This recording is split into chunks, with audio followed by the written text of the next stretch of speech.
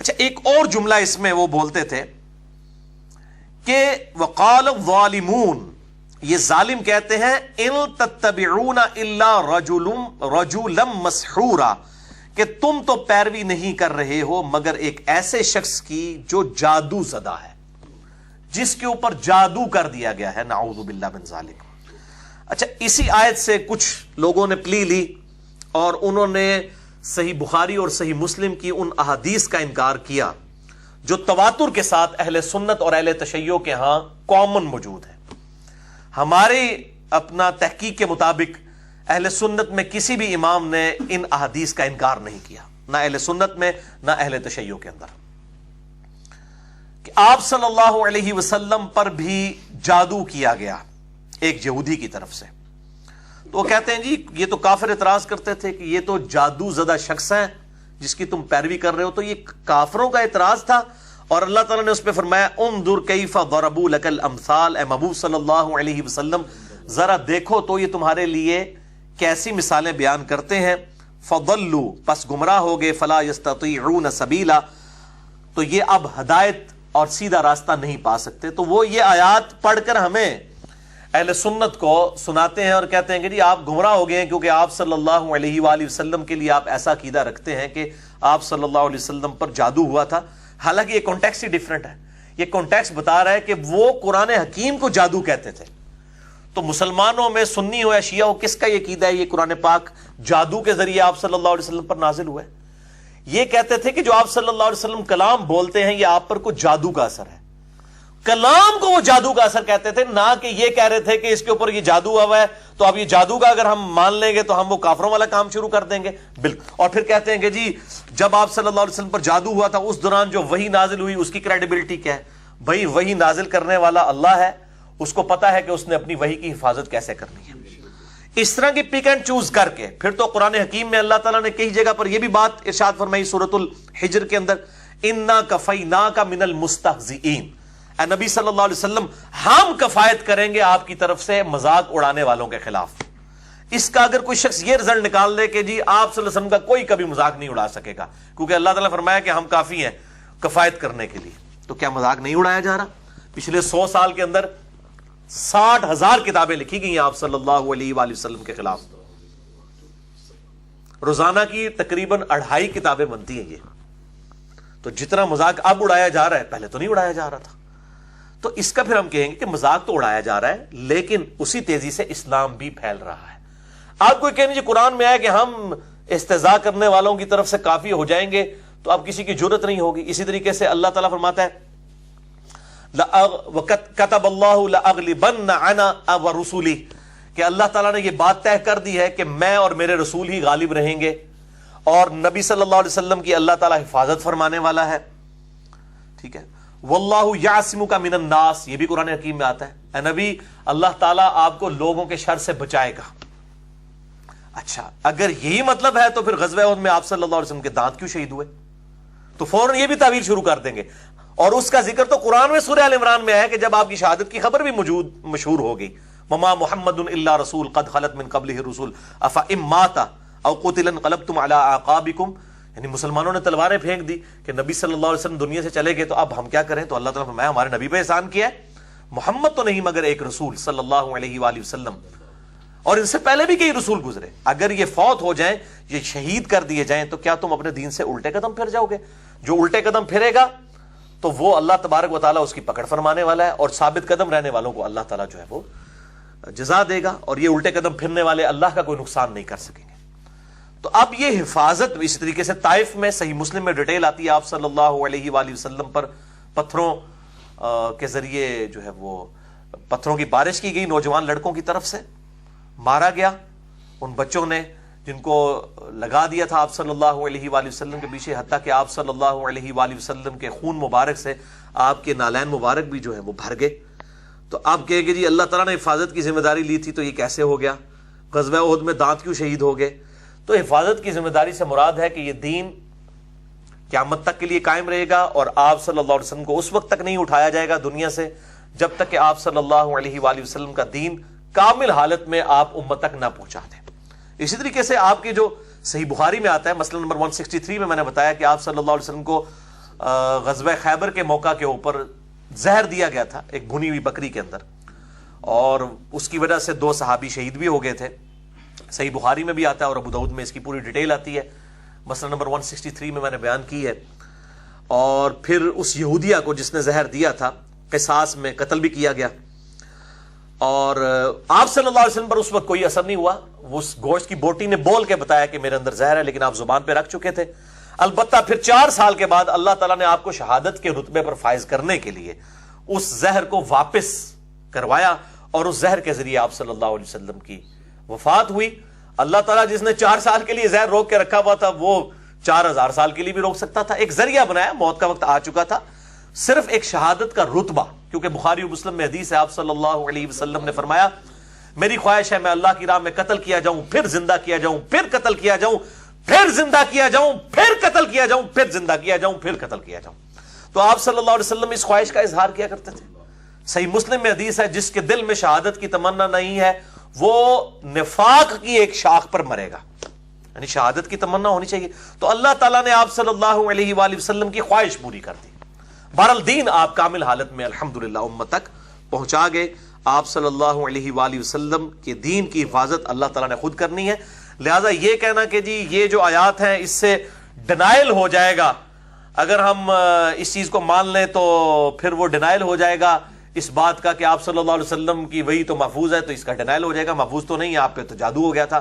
اور کہتے ہیں یہ تو کافروں کی بات ہے. وہ کہتے تھے یہ جادو زدہ شخص ہے. تو یہ آپ کانٹیکسٹ دیکھیں، ظلم نہ کریں. اس کا کانٹیکسٹ کیا ہے کہ وہ قرآن حکیم کو کہتے تھے یہ جادو کا اثر ہے. آپ صلی اللہ علیہ وآلہ وسلم پر جو جادو ہوا وہ بالکل الگ ہے. اب یہ جو ڈاکٹرائن کھڑی کی ہے، ہم اس ڈاکٹرائن کو قرآن سے ہی نرلیفائی کر دیتے ہیں جادو کے معاملے میں. حدیثوں کو تو چھوڑ دیں. آپ کی ڈاکٹرائن یہ ہے، آپ کا بیانیہ یہ ہے کہ نبی کے اوپر جادو نہیں ہو سکتا. اگر ہم قرآن حکیم سے ثابت کر دیں کہ نبی پر جادو ہو سکتا ہے، جیسے باقی معاملات ہیں، نبی کو بھوک لگتی ہے، نبی کو جب زخم لگتا ہے خون نکلتا ہے، نبی پر جب دکھ آتا ہے آنسو نکلتے ہیں، باقی سارے معاملات ہیں. نبی کی بیویاں بھی ہیں، کھانے پینے کا محتاج بھی ہے، سارے معاملات. تو اس طریقے سے نبی کے اوپر جادو بھی ہو سکتا ہے. یہ ڈاکٹرائن جو ہے کہ نہیں ہو سکتا، اس کو ہم توڑتے ہیں سورہ طٰہٰ کی آیت نمبر 65 سے لے کر 70 تک. اس کے اندر ڈیٹیل کے ساتھ اللہ تعالیٰ نے موسیٰ علیہ السلام اور جادوگروں کا ذکر کیا ہے. سورہ طٰہٰ آیت نمبر 65 سے لے کر 70 تک. قالوا یا موسیٰ، وہ کافر کہنے لگے جو جادوگر آئے تھے، اے موسیٰ، اما ان تلقی و اما ان نکون اول من القا، کیا تم ڈالو گے اپنا، وہ تو یہ سمجھتے تھے کہ یہ بھی جادوگر ہے، تم اپنا شوبتا پہلے دکھاؤ گے نعوذ باللہ یا ہم دکھائیں. قال بل القوا، موسیٰ علیہ السلام نے کہا بلکہ تم ہی کرو. فاذا حبالهم وعصیهم یخیل الیہ من سحرهم انہا تسعی، تو جب انہوں نے وہ اپنا جادو ڈالا تو ان جادوگروں کی رسیاں اور لاٹھیاں، یخیل الیہ، یہ واحد کا صیغہ ہے، الیہم نہیں ہے. یعنی موسیٰ علیہ السلام کو خیال گزرا، موسیٰ علیہ السلام کے اوپر یوں اثر ہوا، من سحرہم، ان کے جادو کا. شکر ہے یہ سنگولر کا صیغہ آیا. الیہم ہوتا تو انہوں نے کہا نا موسیٰ مراد نہیں ہے، باقی لوگ مراد نے. یہ اللہ تعالیٰ نے اس طرح حفاظت کی ہے قرآن حکیم کی. یخیل الیہ، وہ موسیٰ کو یوں نظر آئیں، من سحرہم، ان کے سحر کے سبب، انہا تسعی، کہ وہ دوڑ رہی ہیں. وہ رسیاں بھی سانپ کی مانند دوڑتی ہوئی نظر آئیں، حالانکہ نہیں تھی. وہ سورہ الحج کی آخری آیات میں آتا ہے، اللہ تعالیٰ فرماتا ہے کہ کوئی شخص ایک مکھی پیدا نہیں کر سکتا، تو یہ سانپ کون بنا سکتا تھا؟ وہ ایک جادو کا اثر تھا، ہے رسیاں تھی. لیکن موسیٰ علیہ السلام کو وہ نظر آئی کہ یہ تو ہل رہی ہیں اور یہ بھی سانپ ہے. اس کے بعد مزید وہم آپ کا نکالا ہے اللہ تعالیٰ نے. فَأَوْجَسَ فِي نَفْسِهِ خِيفَةً مُوسَىٰ، موسیٰ علیہ السلام اپنے جی ہی جی میں خوف کھا گئے. اگر وہ رسیاں اور سانپ ہی تھی تو ان کو خوف ہی نہیں کھانا چاہیے تھا. اگر نہیں تھی رسیاں، سانپ نہیں بنی ہوئی تھی، صرف رسیاں اور لاٹھیاں ہی تھی، تو پھر ڈرنے کی کیا ضرورت تھی؟ ان کو نظر آئی تو انہوں نے خوف کھایا. تو پھر کیا ہوا؟ قُلْنَا لَا تَخَفْ، اللہ تعالیٰ فرماتے ہیں ہم نے کہا اے موسیٰ مت ڈریے، اِنَّكَ أَنْتَ الْأَعْلَىٰ، بے شک آپ ہی ان پر غالب آئیں گے. وَأَلْقِ مَا فِي يَمِينِكَ، آپ ڈال دیجئے آپ کے ہاتھ میں جو آپ کا عصا ہے، اس کو زمین کے اوپر ذرا ڈالیے تو صحیح. تلقف ما صنعوا، یہ نگل لے گا جو کچھ انہوں نے شعبدہ بازی کی ہے. ما صنعوا، جو کچھ انہوں نے بنایا ہے. انما صنعوا کید الساحر، یہ تو صرف جادو کا کرشمہ ہے جو دکھایا جا رہا ہے. ولا یفلح الساحر حیث اتا، اور ساحر کبھی کامیاب نہیں ہو سکتا جہاں سے مرضی وہ آ جائے. پیغمبر کے مقابلے پہ اسے کامیابی نہیں ہو سکتی. پیغمبر کے پیچھے تو اللہ ہے اس کی حفاظت کرنے والا. وہی ہوا کہ وہ سب کو نگل گیا. اب اس کا اثر کیا ہوا؟ سب سے پہلے اثر قبول کیا جادوگروں نے. فَأُلْقِيَ السَّحَرَةُ سُجَّدًا، سب کے سب جادوگر گر پڑے سجدے میں. قَالُوا آمَنَّا بِرَبِّ ہارون وموسیٰ، اور انہوں نے کہا کہ ہم ایمان لائے اپنے رب پر جو موسیٰ علیہ السلام کا بھی رب ہے اور ہارون علیہ السلام کا بھی رب ہے. اچھا آپ دیکھیں، فرعون نہیں ایمان لے کر آیا اور وہ جادوگر ایمان لے کر آئے. ٹیکنیکل ریزن اس کے پیچھے کیا ہے؟ کیونکہ جادوگر جادو کے فن کو سمجھتے تھے. ان کو پتا تھا کہ جادو اپنے ایپیکس میں کہاں تک جا سکتا ہے. ہر شخص اپنے شعبے کی ایپیکس اور چوٹی کو جانتا ہے. جادوگر بھی جانتے تھے کہ یہ جادو نہیں ہے، جادو سے صرف یہ ہلتی بھی دکھائی جا سکتی ہے، یہ جو سب کچھ کھا پی گیا یہ نہیں کہا کوئی. ورنہ تو کہتے ٹھیک ہے جی تسی بھی نکی جی سٹو، اسی بھی کھوا کے دسنے. ان کو پتا چل گیا یہ جادو نہیں ہے. جس طرح ایک میڈیکل فیلڈ کا جو ڈاکٹر ہے وہ چیز جانتا ہے کہ میڈیکل فیلڈ میں کہاں سے آپ زیادہ سے زیادہ کہاں تک پہنچ سکتے ہیں. یعنی اگر کسی کی ہڈی ٹوٹ گئی ہے تو ظاہر ہے کہ ہڈی کو جوڑنے کے لیے، بانڈ بنانے کے لیے 6 سے 8 ہفتے چاہیے. تو وہ پلسٹر کر کے وہ ہڈی کو سامنے کر کے اور اس کے اوپر پلسٹر کر دیتے ہیں اور کہتے ہیں کہ جس کو بالکل سیدھا رکھنا ہے خود بخود وہ ہڈی بانڈ بنائے گی. ڈاکٹر نہیں بانڈ بناتا، نہ دوائی سے بانڈ بن سکتا ہے. وہ بانڈ جو بننا ہے وہ نیچرلی وہ دونوں طرف سے ہڈی میں سے مواد نکلے گا جو اللہ تعالیٰ نے ایک فزیکل فینومینا آف نیچر رکھا ہے. لیکن اگر کسی ڈاکٹر کو یہ بتایا جائے کہ آپ کی ٹانگ توڑیں گے اور ایک بندہ یوں کر کے ہاتھ پھیرے گا اور بالکل سیدھا کر دے گا، وہ کہے گا یہ امپاسبل ہے. یہ فزیکل فینومینا آف نیچر کو توڑنا ہے، اس کا ایک ٹائم ہے، اس ٹائم سے پہلے تو یہ ہو ہی نہیں سکتا. اور یہی ہمارے محبوب صلی اللہ علیہ وآلہ وسلم نے کیا. صحیح بخاری میں حدیث موجود ہے، ایک صحابی کی ٹانگ ٹوٹ گئی، بڑی ڈیٹیل حدیث ہے، مسئلہ نمبر 131 سی کے اندر میں نے آپ صلی اللہ علیہ وآلہ وسلم کے 131 سی میں 17 معجزات بخاری اور مسلم سے بتائے ہیں. اس میں سے ایک معجزہ یہ بھی تھا، آپ صلی اللہ علیہ وآلہ وسلم نے پنڈلی کی ہڈی ٹوٹی ہوئی تھی، اس پہ ہاتھ پھیرا تو وہ کہتے ہیں اللہ کی قسم اس طرح ہوگی کہ کبھی ٹوٹی نہیں تھی اسی وقت. اب یہ فوراً بانڈ بن کے اس کا ٹھیک ہو جانا یہ معجزہ ہے. فزیکل فینومینا آف نیچر کو توڑنا ہی تو معجزہ ہے، عقل کو عاجز کر دینے والی چیز. یہ علم الکلام کا لفظ ہے معجزہ. عربی میں قرآن حکیم میں حدیث میں معجزے کا لفظ نہیں آیا، اس میں آیتن کا لفظ آیا، نشانی، میریکل. تو یہ اللہ تبارک و تعالی اپنے پیغمبروں کے ذریعے ان معجزات کا ظہور فرماتا ہے، جس کے لیے چاہے اور جس وقت چاہے اس طرح کے معجزات کا ظہور ہو جاتا ہے، فزیکل فینومینا آف نیچر کو توڑنے والے معجزات. تو یہ جو موسیٰ علیہ السلام کے سامنے جادوگر آئے ان کو یہ بات پتا چل گئی کہ یہ جادو نہیں ہے، وہ ایمان لے آئے. اب اس سے بالکل کلیئر کٹ پتا چلا کہ موسیٰ علیہ السلام کو بھی وہ رسیاں سانپ کی مانند ہلتی ہوئی نظر آئیں. تو موسیٰ علیہ السلام پر جادو ہو گیا تو آپ کا جو اصول اور مبادی تھا وہ ٹوٹ گیا کہ نبی پر جادو نہیں ہو سکتا. ہم یہ پوچھتے ہیں وہ جو اصول اور مبادی یہاں تک ٹوٹا کہ اسی دوران ان کے دل میں خوف بھی پیدا ہوا، پھر اللہ کی طرف سے وحی بھی آئی. اللہ تعالیٰ اپنے نبیوں کی حفاظت کرنے والا ہے. اگر ہمارے محبوب صلی اللہ علیہ وآلہ وسلم کو چند دن اس کیفیت سے گزارا گیا تو اللہ تعالیٰ نے وحی کے اعتبار سے آپ کی حفاظت کی. آپ کے ساتھ ایسا معاملہ نہیں تھا کہ وحی کا معاملہ، آپ صلی اللہ علیہ وسلم کچھ کام کرتے تھے پھر بھول جاتے تھے، خصوصاً اپنی بیویوں کی جو باری ہے اس کو بھی بھول جاتے تھے. بخاری اور مسلم میں اس کی ڈیٹیل آتی ہے، میں وہ حدیث بھی یہاں پہ بیان کر دیتا ہوں. تو اس سے زیادہ آپ کے اوپر کوئی اثر نہیں تھا اور اللہ تعالیٰ نے حفاظت فرمائی.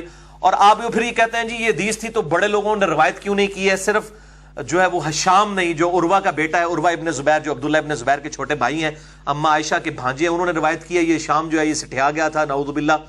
بھائی اما عائشہ نے یہ حدیث بیان ہی ایک بندے کے ساتھ کی تاکہ امت تک یہ پیغام پہنچے. یہ آپ صلی اللہ علیہ وآلہ وسلم پہ جو اثرات تھے یہ لوگوں نے آبزرو نہیں کیے، یہ صرف آپ کی بیویوں نے آبزرو کیے ہیں. اور اسی حدیث میں بخاری اور مسلم میں الفاظ بھی موجود ہیں، آپ صلی اللہ علیہ وآلہ وسلم نے اس حدیث کو بیان کرنے سے بھی روک دیا کہ اس کو آگے ڈیٹیل سے بیان نہ کیا جائے، ورنہ تو کئی صحابہ اس حدیث کو بیان کرتے. اس حدیث نے خود اپنی حفاظت اس اعتبار سے بھی کی ہے، وہ میں حدیث بھی آپ کو بیان کر دیتا ہوں.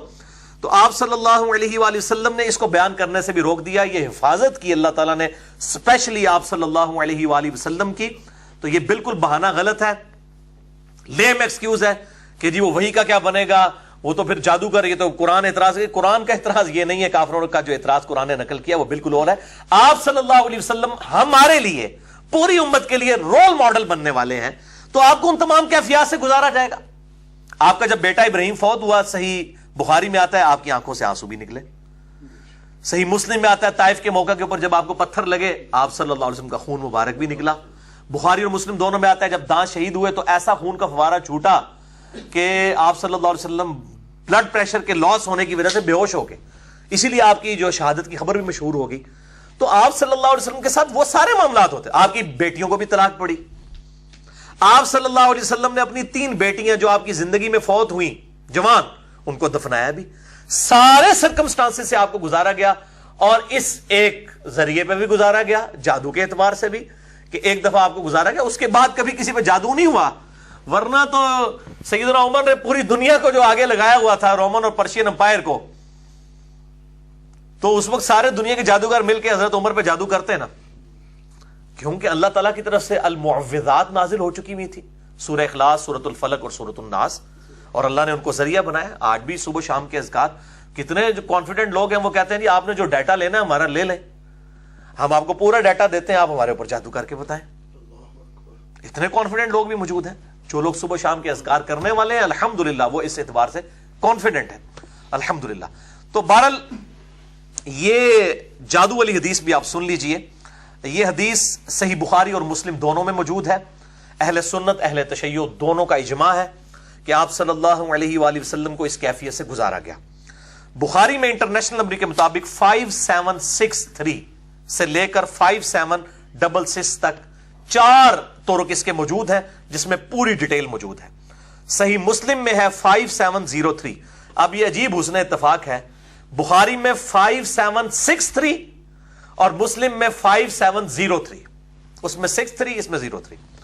اور یہ الحمدللہ مشکات کے اندر بھی موجود ہے, انسائکلوپیڈیا آف حدیث میں معجزات والے چیپٹر کے اندر انٹرنیشنل نمبر کے مطابق 5893. یہ ڈیٹیل سے حدیث یوں ہے کہ آپ صلی اللہ علیہ وآلہ وسلم کے بارے میں اما عائشہ روایت کرتی ہیں کہ آپ صلی اللہ علیہ وآلہ وسلم میرے گھر تشریف لائے تو آپ صلی اللہ علیہ وآلہ وسلم رات کے وقت اللہ تعالیٰ سے مسلسل دعا کرتے رہے.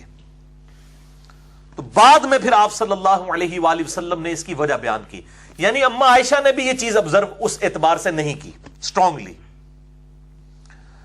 تو کہتی ہیں میں نے پوچھا تو آپ صلی اللہ علیہ وآلہ وسلم نے فرمایا کہ میرے ساتھ کچھ دنوں سے یہ معاملہ چل رہا تھا کہ میں باتوں کو بھول جایا کرتا تھا. اسی طریقے سے کس بیوی کے گھر سے میں ہو کر آیا ہوں میں اس کو بھول جایا کرتا تھا. بس یہ 2 چیزیں رپورٹ ہوئی ہیں. پھر میں نے آج رات اللہ تعالیٰ سے بار بار دعا کی کہ اے اللہ یہ میرے ساتھ جو کچھ ہو رہا ہے, آپ کو تو نہیں پتا تھا کہ آپ کے اوپر جادو ہوا ہے, آپ پہلی دفعہ اس ایکسپیرینس سے گزر رہے تھے, تو یہ میرے لیے معاملہ اشکار کرتے ہیں. آپ صلی اللہ علیہ وسلم کسی جادوگر کے پاس نہیں گئے, کسی تعویذ دھاگے کروانے والے کے پاس نہیں گئے, اللہ کی طرف رجوع کیا. تو آپ صلی اللہ علیہ وآلہ وسلم فرماتے ہیں کہ آج رات 2 فرشتے میرے پاس آئے, اور بخاری مسلم کی حدیث یاد کر لیں. جو فرشتے کہتے ہیں کہ ان کا صرف ان کی آنکھیں سوتی ہیں, دل جاگتا رہتا ہے. تو آپ صلی اللہ علیہ وسلم سوئے ہوئے تھے, ایک فرشتہ سرہانے آ گیا اور ایک پاؤں کی طرف, سیدنا جبرائیل علیہ السلام اور میکائیل علیہ السلام. یہ تاریخی روایتوں میں, تاریخ جو وہ طبقات ابن سعد ہے اس کے اندر ملتا ہے یہ نام. بخاری مسلم میں نام موجود نہیں ہے. 2 فرشتوں کا ذکر ہے, ایک سرہانے کھڑا ہو گیا ایک پاؤں کی طرف, اور وہ آپس میں گفتگو کرنے لگ پڑے. اور آپ صلی اللہ علیہ وسلم نیند کی حالت میں بھی سن رہے ہیں چونکہ آپ کا دل جاگ رہا ہے, اور کہتے ہیں کہ بھلا جانتے ہو اس شخص کے ساتھ کیا ہوا ہے؟ دوسرا کہتا ہے نہیں. تو فرشتہ کہتا ہے, دوسرا پہلے والا فرشتہ کہتا ہے کہ اس شخص کے اوپر جادو ہو گیا. وہ شخص پوچھتا ہے کہ پھر کس نے جادو کروایا؟ یہ اصل میں وہ ایجوکیشن کے لیے آپ صلی اللہ علیہ وسلم کو گائیڈ کیا جا رہا ہے. تو وہ کہتے ہیں کہ بنو زریق یہودی ایک قبیلہ ہے, اس میں ایک شخص ہے لبید بن اعصم, یہ ایک شخص ہے, اس نے جادو کروایا ہے آپ صلی اللہ علیہ وآلہ وسلم پر, اور آپ صلی اللہ علیہ وسلم کی کنگھی مبارک کے کچھ دندانے آپ صلی اللہ علیہ وآلہ وسلم کے کچھ بال مبارک لے کر ان چیزوں کے ذریعے جادو کیا گیا ہے اور اس کو ایک بھاری پتھر کے نیچے رکھ دیا گیا ہے. ذروان نامی ایک کنواں ہے اس کے اندر، یعنی اس کنویں کے اندر ایک پتھر کے نیچے. اب یہاں تو کوئی نہیں پہنچ سکتا نا جناب، اللہ تعالیٰ اپنے نبی کو وحی کے ذریعے وہاں تک پہنچا رہا ہے نا. تو آپ صلی اللہ علیہ وسلم اپنے صحابہ کرام کو لے کر وہاں پر پہنچے اس کنویں پہ. اور طبقات ابن سعد میں آتا ہے کہ وہ صحابی تھے سیدنا علی ابن ابی طالب اور سیدنا عمار ابن یاسر. وہی دو لاڈلے، علی ابن ابی طالب اور عمار ابن یاسر. ہر موقع پہ ظاہر ہے کہ یہ خاص لوگ تھے آپ صلی اللہ علیہ وآلہ وسلم کے. تو ان دونوں کو لے کر آپ صلی اللہ علیہ وآلہ وسلم وہاں پر پہنچے اور آپ صلی اللہ علیہ وسلم نے کہا کہ عائشہ، میں نے جب اس کنویں کے پانی کا رنگ دیکھا تو وہ گاڑھا سرخ کلر تھا جس طرح کسی نے مہندی گھول دی ہو، اور وہاں پہ جو کھجور کے درخت تھے وہ گویا اس طرح تھے جس طرح شیطانوں کے سر ہوتے ہیں جو قرآن حکیم کے اندر آئے. اور پھر آپ صلی اللہ علیہ وسلم نے وہ جو کچھ بھی تھا یہ ساری چیزیں نکلوا کے اسی کنویں کے اندر جو ہے وہ دفنا دی اور اس کے اوپر مٹی ڈلوا کے اس کنویں کو مکمل طور پر بند کر دیا. تو سیدہ عائشہ کہتی ہے کہ یا رسول اللہ صلی اللہ علیہ وسلم، آپ وہ لے آتے اور لوگوں کو بتاتے اس کے بارے میں. تو آپ صلی اللہ علیہ وآلہ وسلم نے فرمایا، میں نہیں چاہتا کہ اس چیز کی وجہ سے لوگوں میں شر پھیلے، اس لیے میں نے اس بات کو وہیں پر دفن کر دیا. اس لیے یہ روایت اس طرح نہیں بیان ہوئی ہے. یہ علم کے طور پر ضرور ٹرانسفر ہوئی ہے لیکن تواتر کے ساتھ کئی صحابہ سے اس لیے بیان نہیں ہوئی ہے کہ آپ صلی اللہ علیہ وآلہ وسلم نے خود اس معاملے کو وہیں پر دفن کر دیا. تو یہ وہ حدیث ہے جس کے اوپر اعتراض کیا جاتا ہے اور کہتے ہیں کہ جی یہ آپ صلی اللہ علیہ وآلہ وسلم پر جادو کیسے ہو سکتا ہے. ان کی ڈاکٹرائن میں نے توڑ دی ہے سورہ طٰہٰ آیت نمبر 65 سے لے کے 70 تک. لہٰذا یہ بالکل جو اعتراضات کیے جا رہے ہیں خصوصاً وہ لوگ جو منکرین احادیث سے متاثر ہیں اور احادیث کو وہ عقل کے پیرائے پہ تولنے کی کوشش کر رہے ہیں، پھر ہم ان کو کہتے ہیں کہ پھر اگر آپ اس طرح کے عقل کے پیرائے استعمال کریں گے تو پھر قرآن پاک کے اندر بھی ایسی باتیں موجود ہیں ان کی آپ تعویل کرتے ہیں. احادیث بھی جو صحیح سند کے ساتھ آئے ان کی تعویل کریں، ورنہ آپ علمی پھکی لے لیں. آپ مجھے بتائیں، یہ علمی پھکی ہے. قرآن حکیم سے میں ایک بات پیش کرتا ہوں. یہ اکثر لوگ کہتے ہیں ہمارا دل نہیں مانتا جی کہ جی وہ نبی کے اوپر کیسے جادو ہو سکتا ہے. اب میں آپ سے پوچھتا ہوں، آپ کسی شخص سے یہ پوچھئے، ہر شخص اپنے آپ سے سوال کرے، کیا آپ یہ گوارا کریں گے کہ ایک ایسا بچہ جس کو آپ نے بچپن سے پالا ہو، جو آپ کے بیٹوں کی مانند ہو، پھر وہ جوان ہو، حتیٰ کہ آپ کے نام کے ساتھ اسے منسوب کیا جاتا ہو،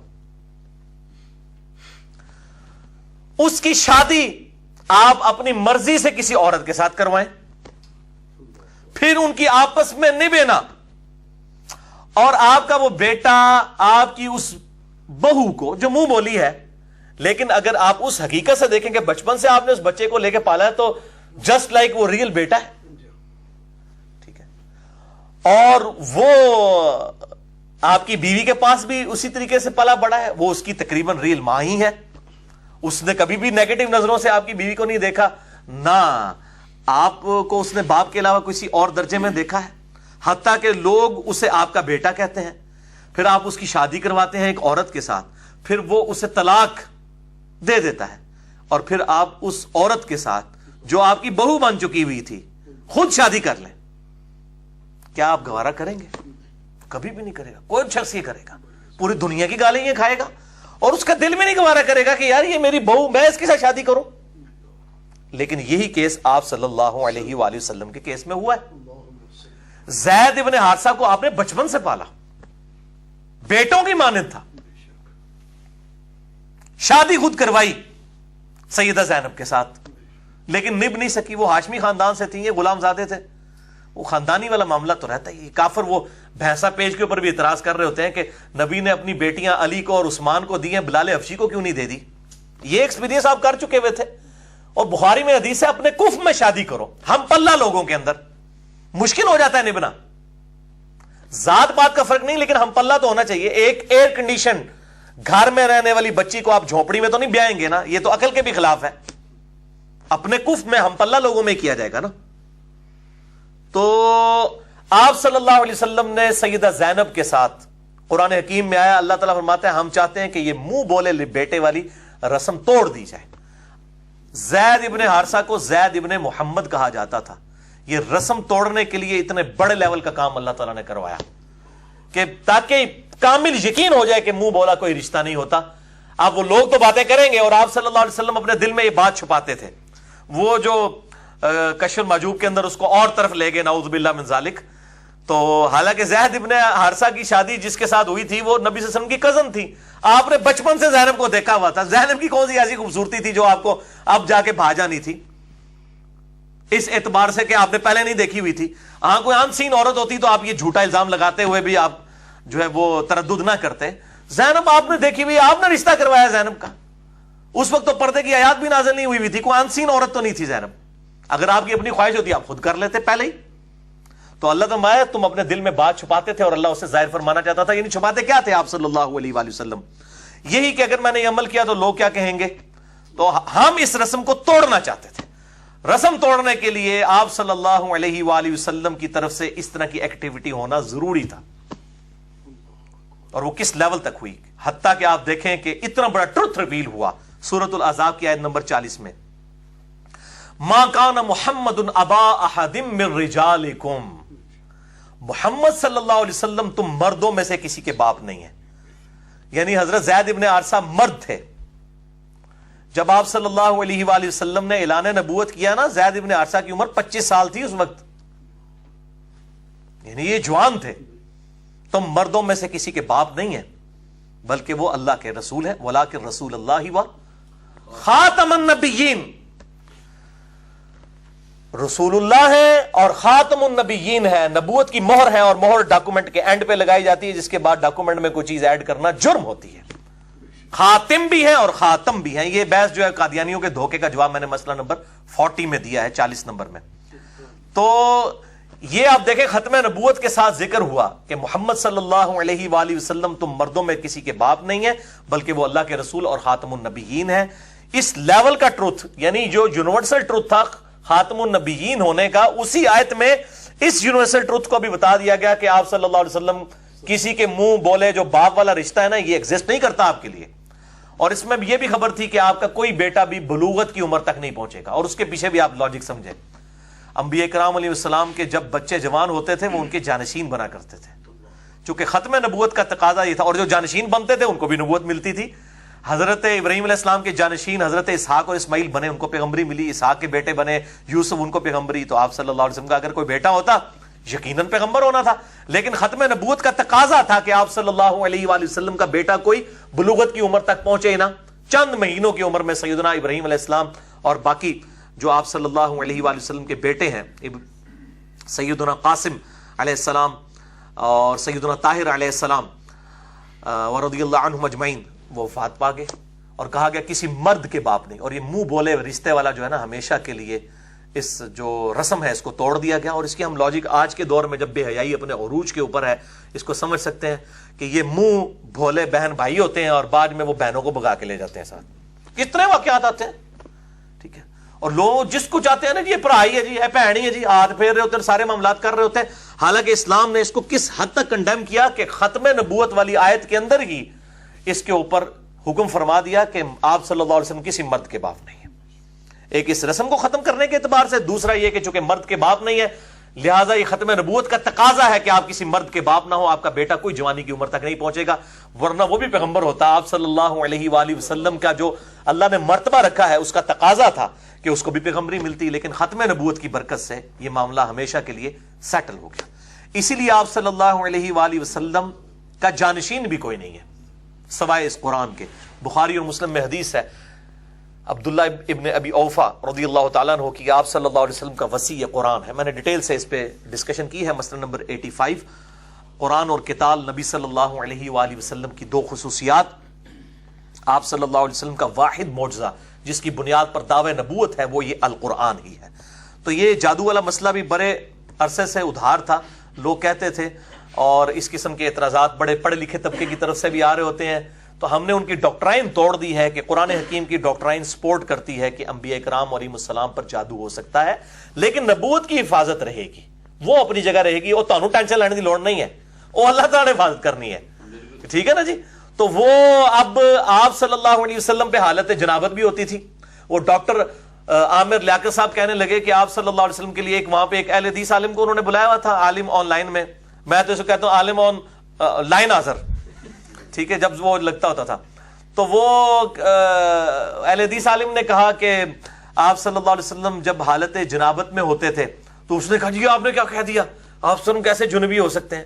یار آپ صلی اللہ علیہ وآلہ وسلم کے اپنی بیویوں کے ساتھ صحبت نہیں کرتے تھے حالت جنابت میں؟ کتنی حدیثیں ہیں بخاری مسلم کے اندر. تو اس نے کہا نہیں, اگر آپ حالت جنابت میں مان لیا جائے تو اس وقت وحی کا کیا معاملہ ہوگا؟ تو انہوں نے بڑا پیارا جواب دیا, انہوں نے کہا آپ کو وحی لینے کی ٹینشن کی ضرورت نہیں ہے, وحی کس وقت نازل ہونی ہے یہ اللہ تعالیٰ نے نازل کرنی ہے, ٹھیک ہے نا. آپ کو ٹینشن لے رہے ہیں کہ جی حالت جنابت میں اگر وحی نازل ہوگی تو پھر کیا ہوگا, یہ تو اللہ تعالیٰ کا معاملہ ہے, وہ کس وقت چاہے وحی نازل فرمائے. تو تسی ٹینشن نہ لو کہ جی جناب وہ جادو کے دنوں میں اگر وحی نازل ہوئی تو کیا ہوگا, اللہ تعالیٰ حفاظت فرمانے والا ہے. پہلے آپ ثابت کریں کہ وہ جو دن تھے وہ ہزاروں سال کے اوپر محیط تھے اور وہ پورا قرآن انہی میں ہی نازل ہوتا رہا, پھر آپ کی بات مانی جائے گی نا. آپ کے پاس کیا ثبوت ہے کہ ان دنوں میں قرآن نازل ہوا ہے؟ اور اگر قرآن نازل ہوا ہے تو آپ صلی اللہ علیہ وسلم امت تک پہنچا نہیں سکے. بولے اعوذ باللہ تعالی, یہ امت کو دھوکہ دینا بند کریں. اور اس طرح کی یہ چھوٹی چھوٹی باتیں, تو میں نے عقلی لاجک بھی اس میں آپ کو دے دی ہے کہ یہ دل نہیں مانتا تو پھر بھائی دل یہ بھی نہیں مانتا کہ ایک شخص جس بچے کو بچپن سے پالے اور اس کی شادی بھی اپنی مرضی سے کرائے, پھر جب وہ طلاق دے دے تو اس لڑکی کے ساتھ جس کو سارے معاشرے کے لوگ اس کی بہو سمجھ رہے ہوں وہ نکاح کر لے, تو پھر آپ کیا کہیں گے؟ اس کی بنیاد کے اوپر آپ قرآن کے اس واقعے کو ڈینائی کر دیں گے. زید ابن حارثہ, اور زید واحد شخص ہے جس کا نام قرآن کے اندر آیا, کسی صحابی کا نام نہیں آیا سورۃ الاحزاب کے اندر. تو یہ میں نے ایک پھکی والا جواب بھی دے دیا ان کو کہ دل نہیں مانتا. آندہ کوئی کہنا دل نہیں مانتا تو دل پھر انہوں نہیں مانتا, ٹھیک ہے, دل کے ماننے کے اوپر ہونا ہے. اللہ تعالیٰ اپنے فیصلوں میں آزاد ہے. وہ جو یہ میں نے ایک مثال دی ہے قرآن حکیم سے, میں اس طرح کی اور مثالیں بھی پیش کر سکتا ہوں. بہرحال عقل مند کے لیے ایک دلیل ہی بہت ہوتی ہے. اللہ تعالیٰ سے دعا ہے جو حق بات میں نے کہی اللہ تعالیٰ ہمارے دلوں میں راسخ فرمائے. اگر جذبات میں میرے منہ سے کوئی بات نکل گئی تو اللہ تعالیٰ ہمارے دلوں سے محو کر دے. ہمیں کتاب و سنت کی تعلیمات پر عمل کر کے دوسرے بھائیوں تک پہنچانے کی توفیق عطا فرمائے. سبحانک اللہم بحمدک اشہد ان لا الہ الا انت استغفرک واتوب الیک وما علینا الا البلاغ المبین. جزاکم اللہ خیرا.